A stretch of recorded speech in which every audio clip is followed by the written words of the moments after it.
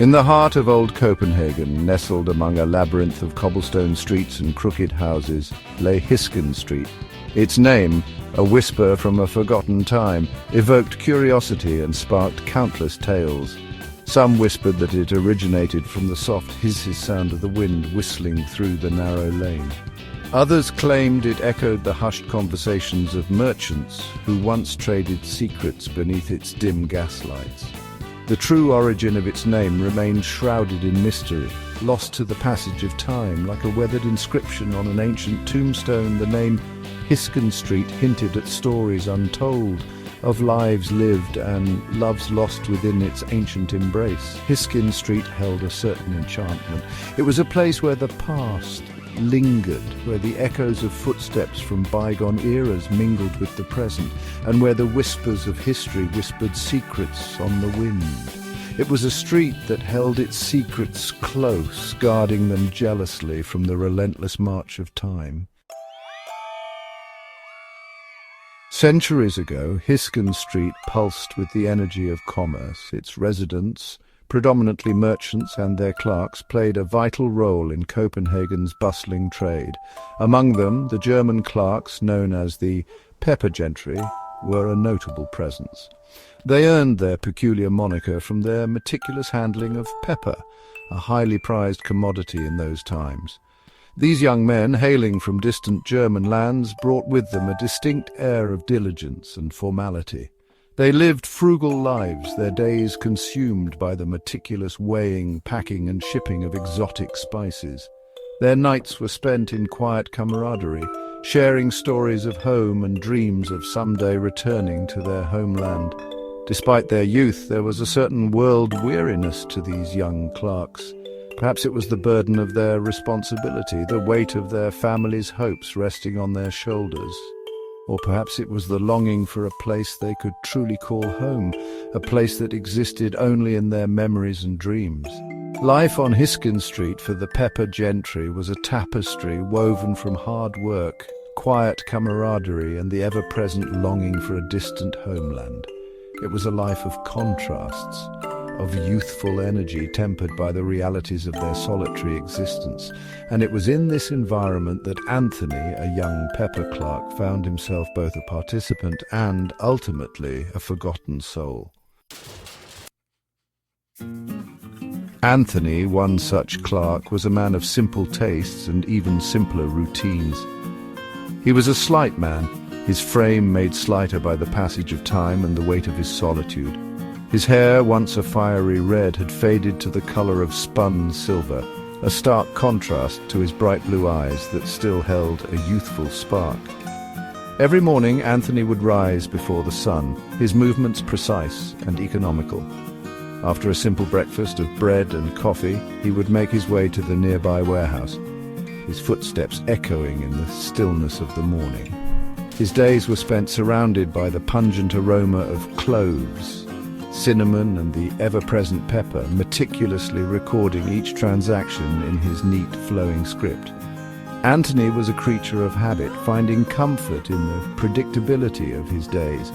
He preferred the company of his ledgers and the familiar scent of spices to the boisterous company of his fellow clerks. His evenings were spent in his modest room, a solitary space dominated by a narrow bed, a worn writing desk, and a single window that overlooked the bustling street below. Section 4. Molly and Anthony, a childhood love lost. Anthony's solitary existence was not by choice. It stemmed from a love lost, a wound in his heart that refused to heal. Molly, his childhood sweetheart, had been the sun in his sky, her laughter the music that filled his days. They had grown up together in a small village in Germany, their lives intertwined like the ivy that clung to the ancient church walls.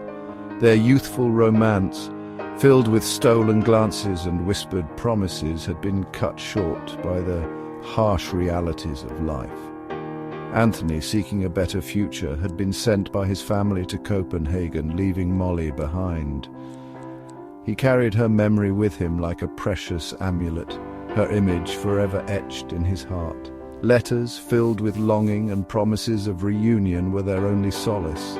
But time, that relentless sculptor of hearts and destinies, had slowly eroded their connection. Molly's letters became less frequent. The words filled with a growing distance, and then they stopped altogether, leaving Anthony adrift in a sea of silence and heartbreak. Section 5. The lonely twilight of Anthony's years. As the years flowed by like the waters of the Oresund Strait, Anthony's fiery hair turned to silver, his youthful energy replaced by a quiet resignation. The bustling world of Hysken Street continued around him, oblivious to the silent grief he carried within. His fellow clerks, once companions in the prime of their youth, had long since returned to their homeland, leaving Anthony alone with his memories. His small room, once filled with the echoes of Molly's laughter in his dreams, became a sanctuary of solitude. He surrounded himself with his ledgers, finding solace in the order and precision of numbers. The scent of spices, once a reminder of his dreams of returning home a wealthy merchant, now served as a poignant reminder of the life he had left behind. His only companion was his nightcap, a gift from his mother knitted with love and a mother's silent prayers for her son's happiness. It was a simple thing made of rough wool, but it held the warmth of his mother's love and the fading scent of his childhood home. Section 6. The Nightcap, a balm for Anthony's weary soul. Every night Anthony would sit by his window, the soft wool of the nightcap pulled low over his brow. He would gaze out at the twinkling lights of Copenhagen, each flicker a silent testament to lives being lived, loves being shared. The nightcap, with its faded colours and worn edges, became a symbol of his longing and his solitude.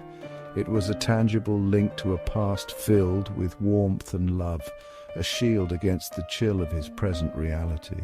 He would often trace the intricate patterns with his fingers, each loop a reminder of his mother's love and the life he had once dreamed of sharing with Molly.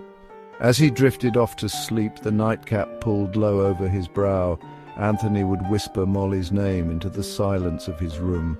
His dreams were filled with visions of their childhood, her laughter echoing through the corridors of his memory. The nightcap, warmed by his tears and infused with his dreams, became a repository of his heart's unspoken desires.